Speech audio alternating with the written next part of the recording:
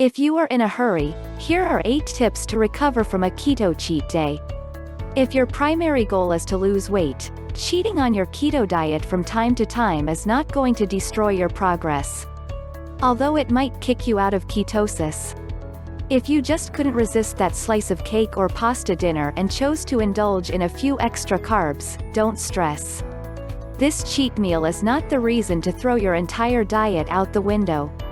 As long as you are not going overboard with the cheat days and maintaining calorie control overall, all those carbs might kick you out of ketosis but will not cause any weight gain. In this video we will give you a few tips on how to recover from a keto cheat day quickly and get back into ketosis as soon as possible. If you are looking for a personalized custom keto diet plan, with the option to swap your meals in case you don't like them, then click the link in the description below.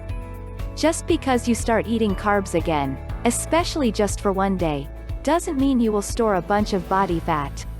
You may have a slight adjustment period with blood sugar levels and water retention. As long as you are maintaining calorie control, you shouldn't end up gaining any weight.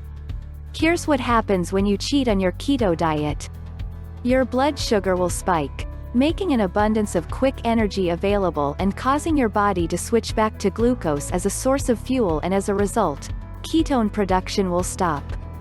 A majority of the sugars you eat will likely be used to replenish glycogen stores.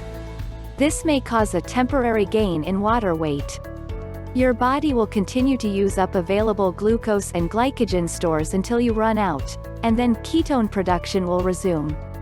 Now let's talk about how you can get back into ketosis after a cheat day. Entering ketosis initially can take anywhere from 24 hours to 1 week.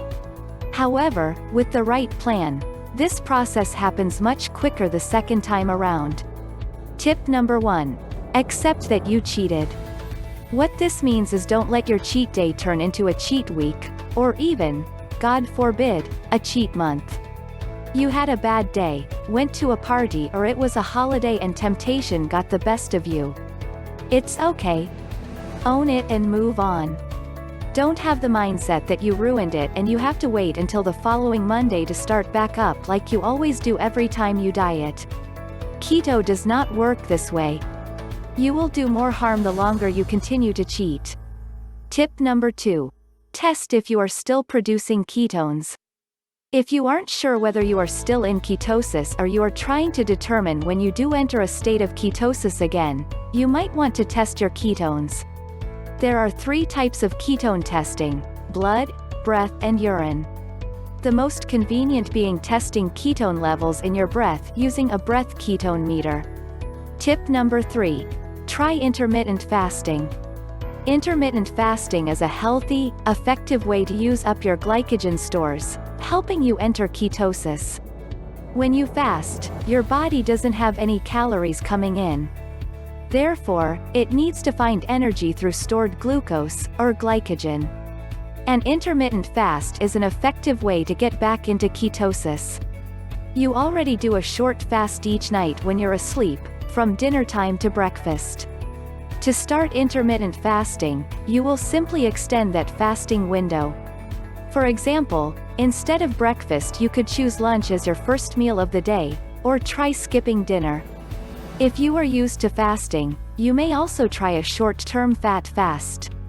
Fat fasts like egg fasts may help expedite ketosis, as they are very high in fat and low in carbs and meant to last only a brief period. Tip number 4. Strictly track your macros. To help you stick to the plan and know exactly how many carbs you are eating, you will need to track your food for the entire week after a cheat day. You don't need to track every day if you are consistent with keto, but if you cheat, you should meticulously track your macros to help you get back into fat-burning mode quicker. Tip number 5. Whenever you're hungry, aim for fat. To prevent sugar and carb cravings after a cheat day, you'll want to stick to high-fat meals and snacks on your keto recovery. Eating plenty of fats increases satiety and causes appetite suppression. Therefore, eating foods that are high in fat can decrease sugar and carb cravings when you're trying to get back into ketosis. Step number 6. Exercise a bit more. Don't consider exercising your punishment for cheating on keto, just turn your exercise up a notch.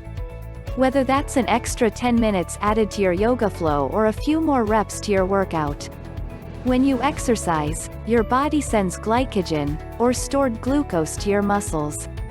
To use up glucose quickly and help your body transition to burning ketones for fuel, you might want to increase your exercise routine. Tip number 7. Take exogenous ketones. Your body is a ketone-producing machine when you're in ketosis. However, when you're out of ketosis, it may take some time for your body to start producing ketones on its own again. You can use exogenous ketones to supply your body with energy as it works its way back into a ketogenic state. Tip number 8. Drink lots of water and take electrolytes. Although this tip will not enable you to get back into ketosis faster, it will save you from experiencing the keto flu all over again. As part of your keto cheat day recovery, you should increase your water intake. As drinking too much water can flush out minerals from the body, you should also start taking electrolyte supplements. A keto reboot helps you get back into ketosis after a carb-heavy meal kicks you out. While it can take up to 3 weeks to become fat-adapted initially, with the right strategy, you can get back into ketosis in as little as 2 or 3 days. Thanks for watching, and don't forget to like and subscribe as we regularly upload videos on keto and weight loss.